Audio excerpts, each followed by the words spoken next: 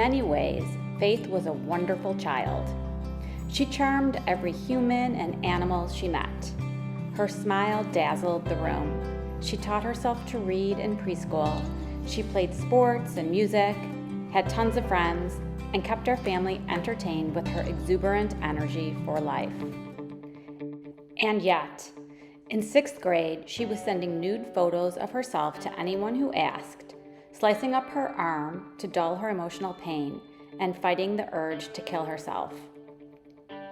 I was a children's book author known for creating well-rounded characters whose motivations and actions made sense.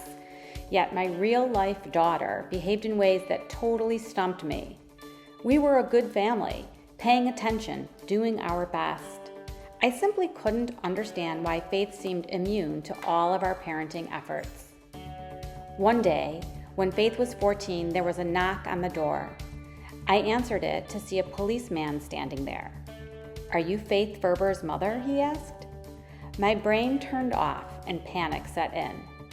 I opened the door wider and let him in. I didn't know how I was able to do such a seemingly simple task when I couldn't breathe or swallow or even feel my limbs. The officer told me that Faith had been harassing her ex-best friend's family with prank phone calls. I let out a breath. Prank calls? That officer could have been coming with much worse news. At that point, Faith had lost all her friends. She was acting out in such awful and dangerous ways that we feared for her life. After he left, I realized something had to change. So I started researching boarding schools. That led me to making appointments with 2 education consultants, and that was how I learned about wilderness therapy. At first, my husband and I were like, no way, that is not what Faith needs. To us, it felt somehow like a failure, like there was something wrong with our daughter or with us as parents. But we soon learned it was the opposite of that. We learned wilderness therapy was a gift, the ultimate act of caring for our child who needed extra help. We sent Faith to Pacific Quest in Hawaii. Dropping her off there was one of the hardest things I've ever done as a mom. But as soon as we spoke with her therapist, we realized Faith was in very good hands. About a month later, we were able to visit Faith at Pacific Quest, and we saw firsthand how much she had learned about herself and how that understanding had led to self-love and growth. We also learned how we could evolve as parents and human beings.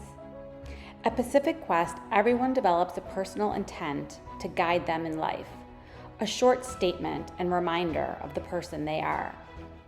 When we visited, Faith was still working on hers, but we saw another young woman nearing the end of the program jump on the intent rock and shout, "Everybody listen up! I'm a strong, confident woman who learns from mistakes and forges her own path." Everyone whooped and hollered and applauded for this young woman.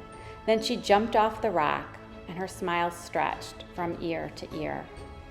Tears sprung to my eyes as I knew that Faith would someday have a similar experience, that she would someday take all the lessons she was learning at Pacific Quest and apply them to her own life. I knew it wouldn't be easy. After all, she was only 14. She still had lots of growing to do. But I also knew that the lessons of PQ would be inside her always, and she would be able to draw upon them as she was ready. Faith is 27 now. She still charms every human and animal she meets. She still has an exuberant energy, but she balances it with a calm, grounded nature. She got her master's in social work. She's in several respectful, loving relationships, and she works as a therapist.